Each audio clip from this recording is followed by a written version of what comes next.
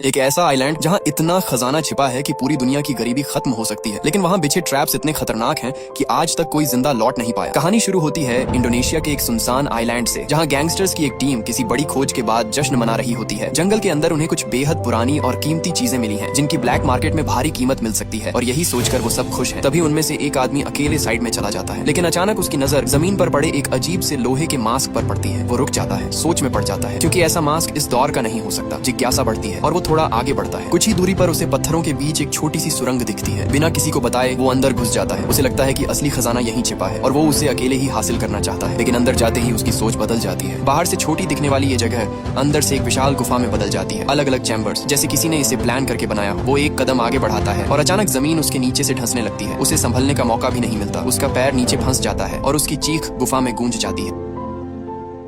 अब कहानी 20 साल आगे बढ़ती है, जहां हम एक टीम को देखते हैं जिन्हें एक अजीब सा बंकर मिल चुका होता है। बैन चाहता है कि अंदर जाकर कुछ बड़ा हाथ लगे, लेकिन जेसिका हिचकिचा रही होती है। फिर भी बैन उसे साथ लेकर अंदर चला जाता है, बाकी लोगों को बाहर रुकने को कहकर। बंकर के अंदर का माहौल अजीब खामोशी से भरा होता है, और जैसे जैसे वो आगे बढ़ते हैं उन्हें एहसास होने लगता है कि ये जगह खाली नहीं है। खोजते खोजते उन्हें 2 कंकाल मिलते हैं, जिन पर पुराने मिलिट्री बैज लगे होते हैं। ये जापानी सैनिक थे जो शायद यहाँ बहुत पहले आए थे और बाहर कभी लौट नहीं पाए। जेसिका सब कुछ देखने के बाद बस इतना कहती है कि वो मंजिल के बहुत करीब है, लेकिन असली बात छुपा लेती है। वो बैन को बाहर लेकर आती है और कहती है कि अभी और आगे जाना होगा, सही जगह अभी मिली नहीं है। आइलैंड पूरी तरह सुनसान है, घना जंगल, हर तरफ ऊंचे पेड़, ऐसे कि कोई भी आसानी से छुप सके। यही वजह थी कि वर्ल्ड वॉर के समय जापानी सेना ने इस जगह को चुना था। यहाँ से वो दुश्मनों पर नजर रखते और अचानक हमला कर देते। चलते चलते टीम एक पुराने माइनिंग एरिया तक पहुंचती है। सब कुछ टूटा हुआ, सालों से उजड़ा पड़ा, लेकिन उसी के नीचे उन्हें एक छुपा हुआ दरवाजा दिखता है। अंदर क्या है, कितना गहरा है, किसी को कुछ पता नहीं। कैप्टन साफ मना करता है, लेकिन बैन अब रुकने वाला नहीं। उसे हर हाल में अंदर जाना है, चाहे जो मिल जाए। मजबूरी में सब उसके साथ चलते हैं। जैसे ही दरवाजा खुलता है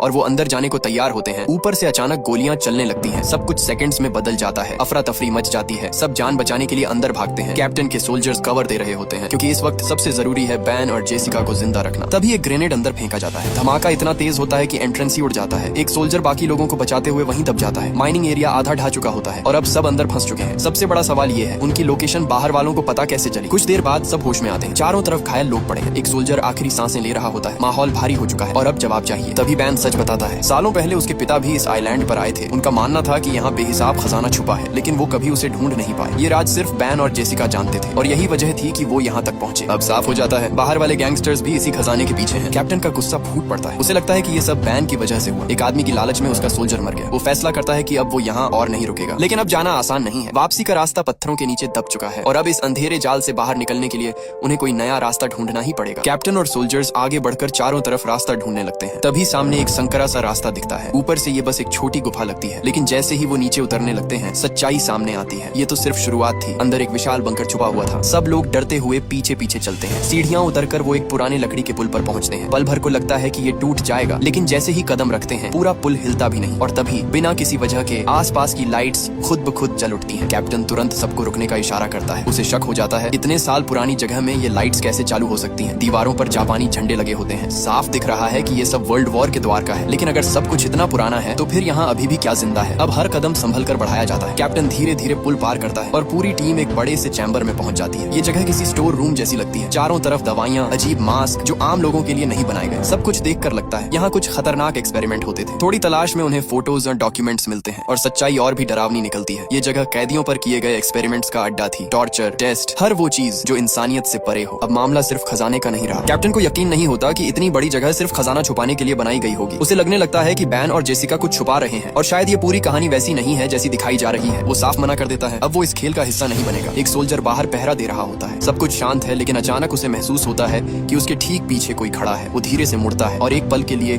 उसे एक अजीब सा इंसान दिखता है। चेहरे पर मास्क, हरकतें भी इंसानों जैसी नहीं, लेकिन अगली ही सेकंड वो गायब। अब ये साफ हो जाता है वो लोग यहाँ अकेले नहीं हैं। धीरे धीरे टीम के अंदर टेंशन बढ़ने लगती है। हर किसी के दिमाग में एक ही सवाल है, ये जगह असल में है क्या, और जिस खजाने के लिए वो यहाँ आए हैं वो सच भी है या बस एक कहानी। जेसिका अब बैन की तरफ देखती है। उसे इशारा करती है कि अब सच बताना पड़ेगा। बैन टालने की कोशिश करता है, लेकिन जेसिका खुद सब खोल देती है। वो बताती है कि ये कोई माइनिंग एरिया नहीं था। ये पहले एक हॉस्पिटल था, जिस पर बाद में जापानी सेना ने कब्जा कर लिया। फिर इसे एक सीक्रेट लैब में बदल दिया गया, जहाँ दुश्मन सैनिकों पर एक्सपेरिमेंट होते थे, ऐसे एक्सपेरिमेंट जिनमें इंसान को बदलने की कोशिश की जाती थी, उसे किसी और चीज में, किसी और के कंट्रोल में। जो डॉक्यूमेंट्स और फोटो उन्हें मिले थे वो इसी सच्चाई का सबूत थे। अब बात आती है खजाने की, जिस पर कैप्टन को अभी भी भरोसा नहीं, कोई पक्का सबूत नहीं है। जेसिका भी मानती है कि पूरी जानकारी उनके पास नहीं, लेकिन उसे यकीन है कि खजाना यहीं कहीं छुपा है। खजाने का नाम सुनते ही कुछ सोल्जर्स के चेहरे बदल जाते हैं। डर के साथ अब लालच भी आ गया है। वो सवाल पूछने लगते हैं, कितना गोल्ड है, कहाँ है, क्या सच में मिल सकता है। कैप्टन ये सब देख रहा होता है और उसे ये बिल्कुल पसंद नहीं आता। टीम बिखर रही है और वजह सिर्फ लालच है। इसी बीच उनका एक सोल्जर बुरी तरह घायल पड़ा होता है। उसकी हालत लगातार बिगड़ रही है। सबको समझ आ रहा है वक्त बहुत कम है। कैप्टन साफ कह देता है अब और अंदर जाने का कोई मतलब नहीं, पहले बाहर निकलने का रास्ता ढूंढना होगा। वो एक सोल्जर को साथ लेता है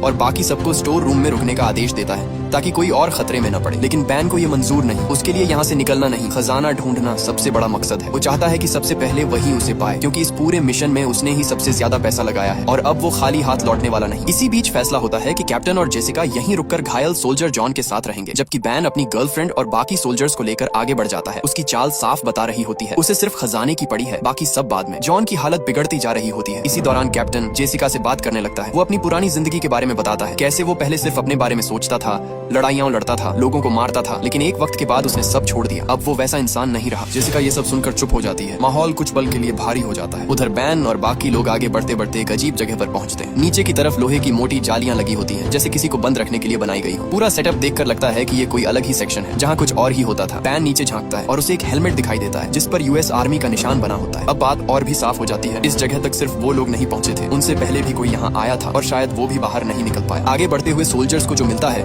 उससे सारी तस्वीर साफ होने लगती है। हर तरफ एक्सपेरिमेंट का सामान पड़ा होता है, मशीनें, टेबल्स। साफ दिख रहा है कि यहाँ इंसानों पर ही टेस्ट किए जाते थे। जेसिका जो कह रही थी वो झूठ नहीं था। ये जगह कैदियों के लिए नरक रही होगी। थोड़ा और आगे बड़े बड़े जार्स दिखाई देते हैं, अंदर कटे हुए बॉडी पार्ट्स इतने भयानक कि देखकर किसी का भी दिल दहल जाए। कुछ सोल्जर्स नजर तक नहीं टिकाते, लेकिन बैन रुकता नहीं। वो अपनी गर्लफ्रेंड के साथ और अंदर घुसता जाता है। डर उसके लिए मायने नहीं रखता, उसे सिर्फ खजाना चाहिए। उधर जॉन, जो पहले से ही बुरी तरह घायल पड़ा था, अचानक जमीन पर हलचल महसूस करता है, जैसे नीचे कुछ जिंदा हो। वो ध्यान से देखता है और तभी मिट्टी उसके नीचे से खिसकने लगती है।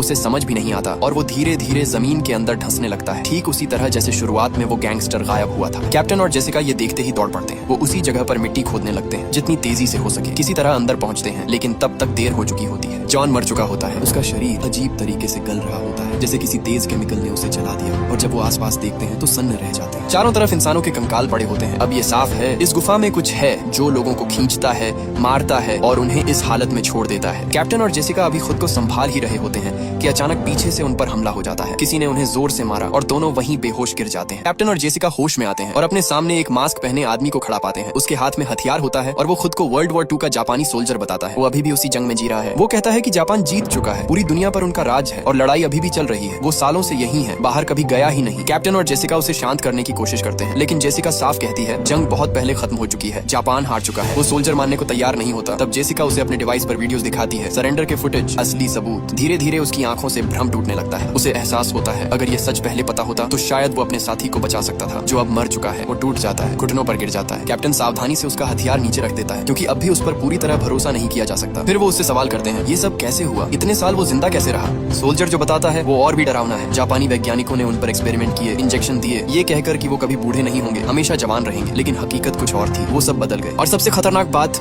बाहर निकलने के रास्ते उन्होंने खुद बंद कर दिए थे। जो थोड़े बहुत रास्ते बचे थे उनका राज्य सिर्फ उन्हीं के पास था। ये सब सुनकर कैप्टन और जेसिका सन्न रह जाते हैं। लेकिन वो सोल्जर यही नहीं रुकता। वो बताता है कि जापानी वैज्ञानिकों का मकसद और भी खतरनाक था। वो ऐसी आर्मी बनाना चाहते थे जो कभी मरे नहीं, ऐसे सोल्जर्स जो मरने के बाद भी उठ खड़े हों और दुश्मनों को खत्म करते रहे। इसीलिए उन्हें यहाँ कैद किया गया, अलग अलग इंजेक्शन दिए गए और धीरे धीरे वो इंसान से कुछ और बनते चले गए। न उन्हें दर्द का फर्क पड़ता, न मौत का। कुछ समय बाद वो फिर से जिंदा हो जाते। ये सुनकर कैप्टन और जेसिका समझ जाते हैं ये जगह सिर्फ एक लैब नहीं थी, ये एक फेल हुआ सपना था जिसने सबको राक्षस बना दिया। वो तुरंत बाहर निकलने का रास्ता पूछते हैं। सोल्जर बताता है पहला रास्ता तो अब बंद हो चुका है, दूसरा है, लेकिन वहाँ जाना सीधा खतरे में कूदना है। उधर बैन और बाकी लोग वापस एंट्रेंस तक पहुँचते हैं, लेकिन रास्ता पत्थरों से पूरी तरह बंद मिलाता है। अब घबराहट बढ़ने लगती है, कोई समझ नहीं पा रहा कि निकलें कैसे। तभी अचानक वही डरावना क्रिएचर उन पर हमला कर देता है। वो सीधे बैन पर टूट पड़ता है, उसे गिरा देता है, घायल कर देता है। बाकी सोल्जर्स तुरंत फायरिंग शुरू करते हैं, कई गोलियां उसके सिर में लगती हैं। तब जाकर वो शांत होता है। सब हैरान रह जाते हैं, ये आखिर है क्या। जब वो उसके सिर को ध्यान से देखते हैं तो उस पर अजीब निशान बने होते हैं, जैसे कोई कोड, कोई पहचान साफ समझ आता है। ये भी कभी इंसान था, एक सोल्जर जिस पर एक्सपेरिमेंट किया गया। अब सब कनेक्ट होने लगता है। वही इंजेक्शन जिसने इंसानों को इन खौफनाक चीजों में बदल दिया। उधर जेसिका को आखिरकार एक दूसरा रास्ता मिल जाता है। वो कैप्टन और उस जापानी सोल्जर को लेकर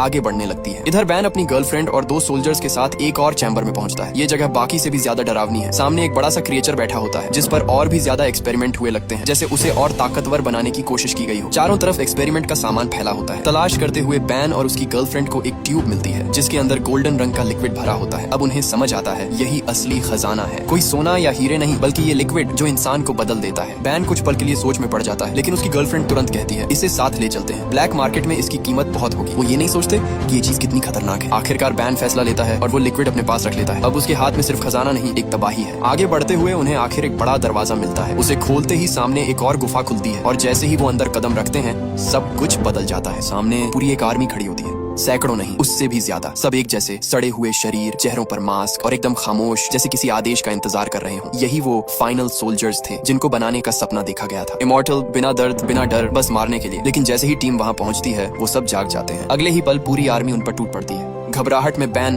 उसकी गर्लफ्रेंड और बाकी सोल्जर्स पीछे भागते हैं। एक सोल्जर को वो क्रिएचर्स तलवारों से वहीं खत्म कर देते हैं, इतनी तेजी से कि किसी को समझने का मौका भी नहीं मिलता। किसी तरह बचते हुए वो लोग एक चैम्बर में घुसते हैं और नीचे की तरफ भागने लगते हैं। अब लड़ना नामुमकिन है, बस बचना है। भागते भागते वो उसी जगह पहुंचते हैं जहां हर तरफ कंकाल पड़े थे। वही डरावना हिस्सा जहां लोगों को खींच कर मारा जाता था। वहां उन्हें अपने उस घायल सोल्जर की लाश भी मिलती है जो अब सिर्फ एक खाली खोल बन चुका होता है। डर के बावजूद वो रुकते नहीं, आगे बढ़ते जाते हैं। रास्ते उन्हें घुमाते हुए फिर उसी जगह ले आते हैं जहां पहले हमला हुआ था। अब साफ हो जाता है पूरी जगह में वो आर्मी फैल चुकी है, हर तरफ शिकार ढूंढ रही है। इसी बीच एक क्रिएचर बैन पर हमला कर देता है, उसे बुरी तरह घायल कर देता है। उसकी हालत बिगड़ने लगती है। उसकी गर्लफ्रेंड घबरा जाती है, उसे लगता है कि बैन मर जाएगा और उसी डर में वो फैसला लेती है जो सब कुछ बदल देता है। वो वही गोल्डन लिक्विड निकालती है और सीधे बैन के शरीर में इंजेक्ट कर देती है। उसे लगता है कि इससे बैन बच जाएगा, लेकिन वो नहीं जानती उसने क्या कर दिया है। उधर इमॉर्टल सोल्जर्स उस जगह तक भी पहुंच जाते हैं जहां कैप्टन और जेसिका थे। दोनों किसी तरह भाग निकलते हैं, लेकिन वो जापानी सोल्जर जो पहले से ही बदल चुका था वहीं रुक जाता है। वो सरेंडर कर देता है। लेकिन उन क्रिएचर्स के लिए सरेंडर जैसी कोई चीज नहीं होती। उनके लिए हर इंसान सिर्फ एक शिकार है जिसे खत्म करना है। जैसे जैसे सब आगे बढ़ते हैं, बैन की गर्लफ्रेंड अचानक अपनी ही चाल चली देती है। वो सिर्फ बैन की चिंता कर रही थी